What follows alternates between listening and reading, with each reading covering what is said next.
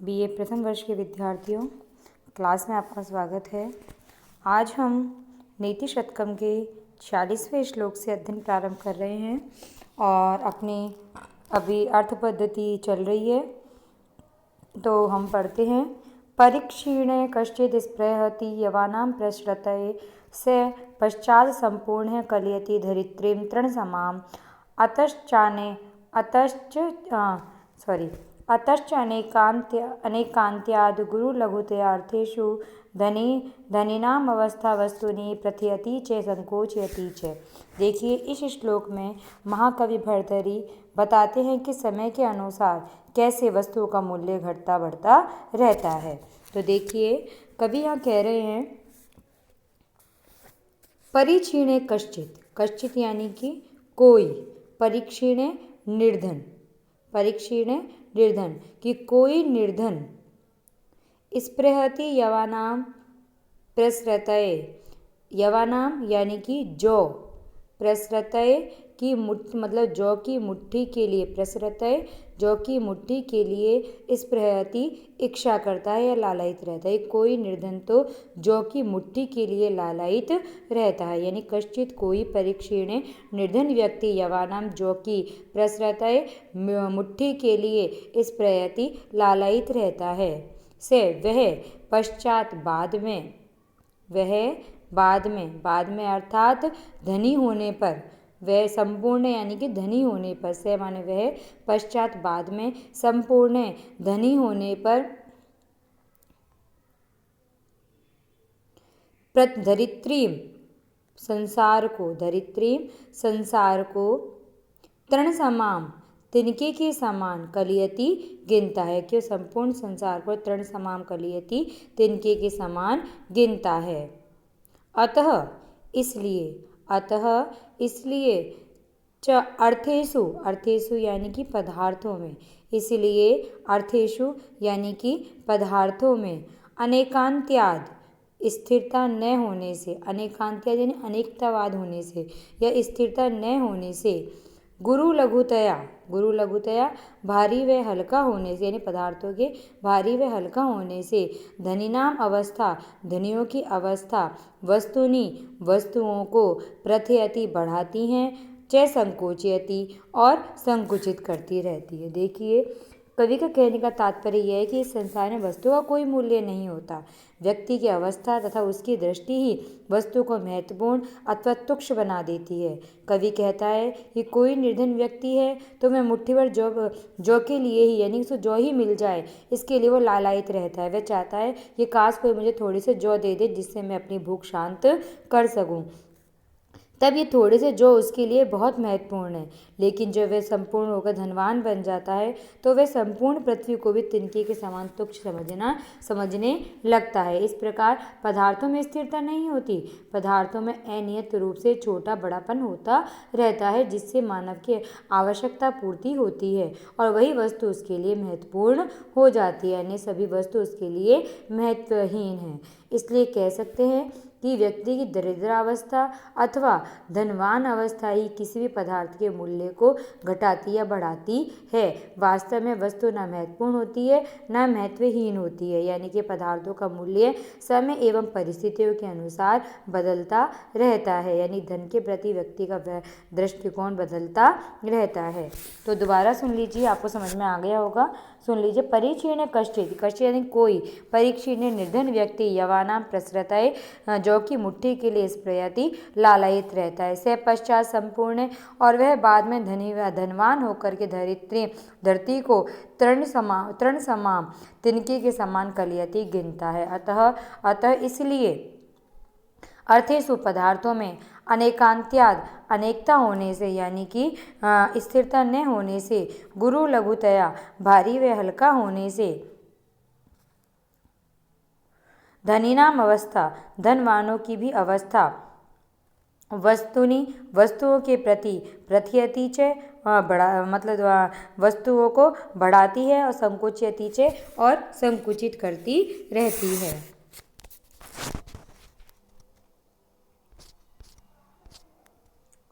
Next श्लोक आपकी screen पर है, देखिए। कवि कह रहे हैं कि राजन दुदुक्षसि यदि क्षितिधेनुमेतां तेन अद्य वत्समेव लोकममुं पुषाण तस्मिंश्च सम्यगनिशं परिपोष्यमाणे नानाफलैः फलति कल्पलता इव भूमिः। देखिए, इस श्लोक में कवि बता रहे हैं कि प्रजा पालन से सभी राजाओं के अभिष्ट की सिद्धि होती है। इस तथ्य को ही कवि ने यहाँ स्पष्ट किया है। तो कवि कहते हैं कि राजन, हे राजन, राजन हे राजन, यदि तुम एताम इस क्षितिधेनु, क्षिति यानी कि धरती रूपी, धेनु गाय को, तुम इस धरती रूपी गाय को दुदुक्षसी दुहना चाहते हो, कि हे राजन तुम इस धरती रूपी गाय को दुहना चाहते हो, तो तेन अद्य वत्सम इव, तो कह रहे तेन अद्य, तो तब, अद्य आज, वत्सम इव बछड़े के समान, वत्स यानी कि बछड़े के, इव यानी कि समान, तो बछड़े के समान, लोकम अमूम यानी कि इस लोक का पुषाण पालन करो, तो इस बछड़े के समान इस प्रजा का यानी कि इस लोक का पालन करो। तस्मिंश्च सम्यक अनिशम परिपोष्यमाणे, कह रहे फिर तस्मिंश्च उनका, अनिशम दिन रात, उनका दिन रात, सम्यक अच्छी प्रकार से, परिपोष्यमाणे पालन करते रहने पर भूमि, यह भूमि, नाना फलई कल्पलताई, कल्पलता के समान, नाना फलई अनेक फलों से, फलती समृद्ध होती है। कवि का कहने का तात्पर्य यहाँ यह है कि कहते हैं, कवि राजा को संबोधित करते हुए कहते हैं कि यदि तुम पृथ्वी रूपी गाय को दोहना चाहते हो तो बछड़े के समान इस प्रजा का पालन करो, या कोई व्यक्ति यदि बछड़े का ध्यान रखेगा, उसे जीवित रखेगा तो गाय दूध देगी। इसी प्रकार पृथ्वी से धन धान्य आदि दुहने हेतु आवश्यक है कि राजा अपनी प्रजा का पालन करे। इस प्रकार प्रजा का निरंतर पालन पोषण करने से यह पृथ्वी कल्पलता के समान अनेक प्रकार के रत्न, धन धान्य आदि फलों को बिना मांगे ही प्रदान कर देगी। तात्पर्य यह है कि राजा को अपनी प्रजा की कठिनाइयों को दूर करना चाहिए, जिससे प्रजा अच्छी तरह से अपना कार्य कर सके। प्रजा संपत्ति से युक्त होगी तो राजा को भी कर उपहार प्रदान करेगी। इसी प्रकार ये भूमि कल्पलता के समान अनेक फल देने वाली हो जाएगी। ठीक है, तो राजा की समृद्धि प्रजा पर ही निर्भर है। इस तथ्य को कवि ने यहाँ स्पष्ट किया है। दुदुक्षसी दुह धातु है और लट लकार मध्यम पुरुष एक वचन है। ठीक है। कल्पलता यानी कल्पस्य लता इव, कल्पस्य लता इति कल्पलता, कल्पलता इव में संधि है, गुण संधि है, कल्पलता प्लस इव। ठीक है, अब एक बार दोबारा सुन लीजिए इस श्लोक को। कवि कह रहे हैं कि राजन, हे राजन, यदि तुम क्षितिधेनु पृथ्वी रूपी गाय को, एताम इस पृथ्वी रूपी गाय को दुदुक्षसी दुहना चाहते हो, तेन अद्य तो आज, वत्समी बछड़े के समान, अमूम लोकम इस प्रजा का पुषाण पालन करो, तस्मिंश्चे क्योंकि तस्मिंश्चे उसका, अनिशम दिन रात, सम्यक परिपोष्यमाण अच्छी प्रकार से पालन पोषण करने पर, भूमि कल्पलता एव कल्पलता के समान नाना फलई अनेक फलों से फलती समृद्ध होती है। नेक्स्ट अगला श्लोक आपकी स्क्रीन पर है, देखिए। सत्य नृताचे परुषा प्रियवादिनीचे हिंसा दयालुरपि च अर्थापरा वदान्या नित्यव्यया प्रचुर नित्ये धनागमाचे वारांगना इव नृपनीतिरनेक रूपा। देखिए, इस श्लोक में कवि ने राजनीति को वेश्या के समान बताते हुए कह रहे हैं। तो देखिए क्या कहते हैं। कवि कहते हैं कि सत्या एनरताचे, सत्य यानी कि सत्य, एनरता यानी कि असत्य, च यानी कि और, सत्य और असत्य। परुषा प्रियवादिनी चे, परुषा यानी कि कठोर, प्रियवादिनी चे यानी कि मधुर, कठोर और मधुर यानी कि कभी सत्य असत्य, कठोर कभी मधुर। फिर कहते हैं हिंसा दयालु अपि, हिंसा यानी कभी घातक, दयालु अपि कभी दयालु। नित्य व्यया प्रचुर नित्य, नित्य व्यया यानी कि नित्य व्यय करने वाली। प्रचुर नित्य धनागमा, प्रचुर नित्य यानी कि नित्य प्रचुर, धनागमा धन कमाने वाली। नृप नीति ही, राजा की नीति यानी कि राजनीति।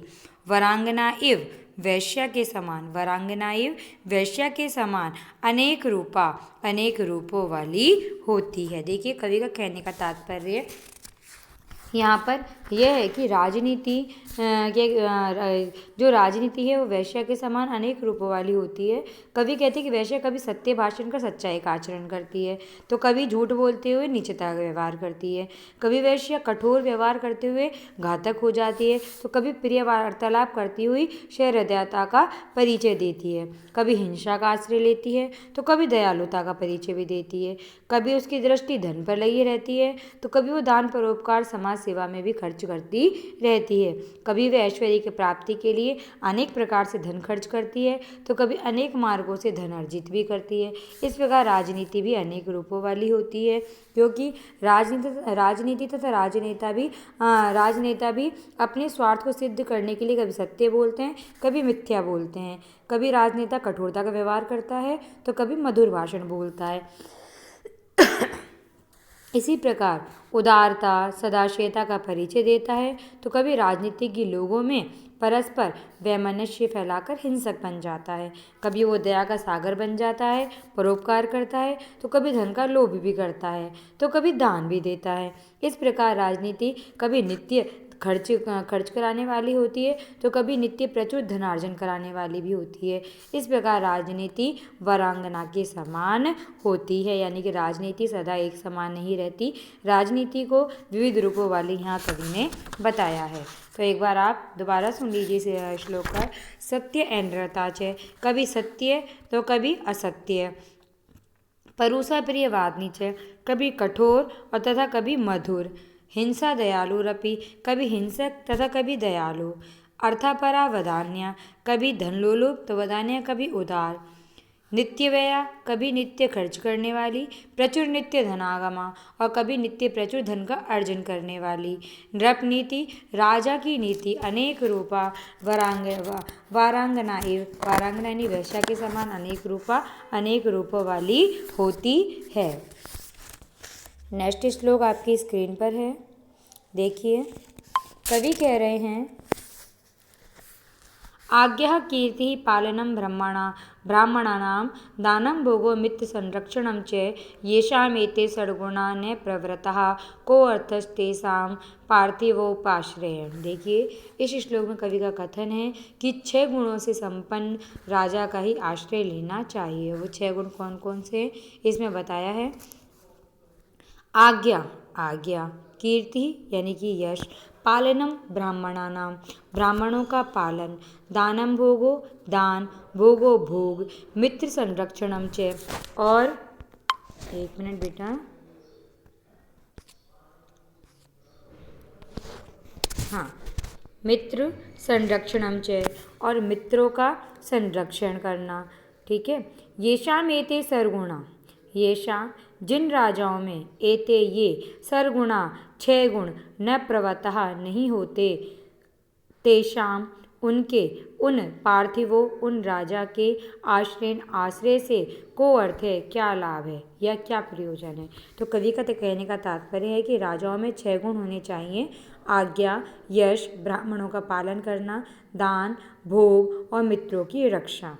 जिन राजाओं में ये जो राजा इन 6 गुणों से रहित है तो वे सेवा के योग्य नहीं है। अर्थात जिस राजा की आज्ञा प्रजा में नहीं चलती, प्रजा जिसकी आज्ञा को नहीं मानती, जिस राजा की उदारता परोपकार विषय कीर्ति सर्वत्र नहीं फैली हो, जो राजा विद्वान उपदेशक एवं परमात्म तत्व को प्राप्त हुए ब्राह्मणों का पालन नहीं करता, ऐसे राजा का आश्रय लेने से कोई लाभ नहीं होता। जो राजा उचित काल में याचकों को दान आदि नहीं करता तथा धन ऐश्वर्य आदि का स्वयं भी उपभोग नहीं करता, तो आश्रय में आए हुए व्यक्तियों सहदेव मित्रों आदि का संरक्षण नहीं कर पाता, उनका आश्रय लेने से क्या लाभ है। तात्पर्य यह है कि जिन राजाओं में ये 6 गुण नहीं है उनका आश्रय कभी भी नहीं लेना चाहिए, क्योंकि गुणहीन राजाओं की सेवा करने से समय की बर्बादी भी होती है। तो एक बार दोबारा सुन लीजिए इस श्लोक को। कवि कह रहे हैं कि आज्ञा आज्ञा, कीर्ति यश, पालनम ब्राह्मणाना, ब्राह्मणों का पालन, दानम दान, भोगो भोग, मित्र संरक्षणम च, और मित्रों का संरक्षण। एते सर्वगुणा, ये 6 गुण, ये शाम पार्थिवो न प्रवत्ता, जिन राजाओं में न प्रवत्ता नहीं होता है, तेषाम, उनका उपाश्रयण, आश्रय लेने से को अर्थ है क्या प्रयोजन है या क्या लाभ है। नेक्स्ट श्लोक आपकी स्क्रीन पर है। यद्धात्रा निज भाल पट्ट लिखितम स्तोकम महत्वाधनम तत्प्राप्नोति मरुस्थले अपि नित्राम मेरौ ततो न अधिकम तद्धीरो भवित्त वस्तु कृपणाम वृत्तिम वृथा माक्रथा कूपे पश्ये पयोनिधौ अपि घटो घृणाति तुल्यम जलम। देखिए इस श्लोक में भाग्य के अधीन फल प्राप्ति होने का कथन कवि ने यहाँ किया है। कवि कह रहे हैं कि धात्रा, शुरू में यद धात्रा, कि धात्रा ब्रह्मा के द्वारा निज भाल, अपने भाल पट्ट, पट्ट पर लिखितम, लिखा हुआ, कि ब्रह्मा के द्वारा अपने भाल पट यानी कि सर पर लिखा हुआ, स्तोकम महत्वा यद धनम, स्तोकम यानी कम, महत्वा अथवा अधिक, यद धनम जो धन, कम या अधिक जो धन है, तत्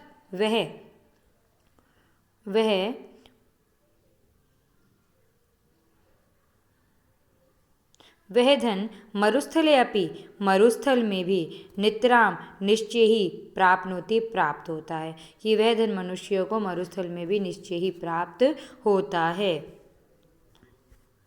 ततः अधिकम, उससे अधिक, ततः अधिकम, ततो अधिकम, उससे अधिक, मेरौ ना, मेरु यानी कि सुमेरु पर्वत पर भी ना नहीं मिलता है। ठीक है, सुमेरु पर्वत वो है जो स्वर्ण से बना हुआ है, तो क्या उससे अधिक धन तो सुमेरु पर्वत पर भी नहीं मिलता। तत् धीरो भव, तत् इसलिए, धीरो भव धैर्यशाली बनो, वित्त वस्तु, धैर्यशाली बनो, वित्त वस्तु और धनवानों के प्रति कृपणाम व्रति, कृपणाम व्रति यानी कि दीनता का व्यवहार, कृपणाम व्रति दीनता का व्यवहार, वृथा क्रथा, वृथा क्रथा यानी कि व्यर्थ, व्यर्थ है यानी कि मत करो, कि कवि कह रही धनवानों के प्रति दीनता का व्यवहार व्यर्थ है इसलिए मत करो या मत करो। पश्य देखो, घट है, घटो यानी कि घड़ा, घटो यानी कि घड़ा, कूपे कुएं में, घड़ा कुएं में, तथा पयोनिधौ अपि सागर में भी, तुल्यम जलम समान जल को ग्रहणाति ग्रहण करता है। देखो एक बार समझ लीजिए इस श्लोक को। कवि का कहने का तात्पर्य यह है कि मनुष्य को कभी भी दीनता का व्यवहार नहीं करना चाहिए। कवि कहता है कि मानव के सिर पर ब्रह्मा ने जो थोड़ा अथवा अधिक धन लिख दिया है उसे मनुष्य रेगिस्तान में भी सरलतापूर्वक प्राप्त कर लेता है। भाग्य से अधिक धन तो चाहे सुमेरु पर्वत पर क्यों ना चला जाए उसे भी प्राप्त नहीं होगा। अतएव धन के विषय में मनुष्य को सदा धैर्यशाली बनना चाहिए। कवि कहते हैं आगे कि धनवानों के प्रति कभी दीनता का व्यवहार नहीं करना चाहिए।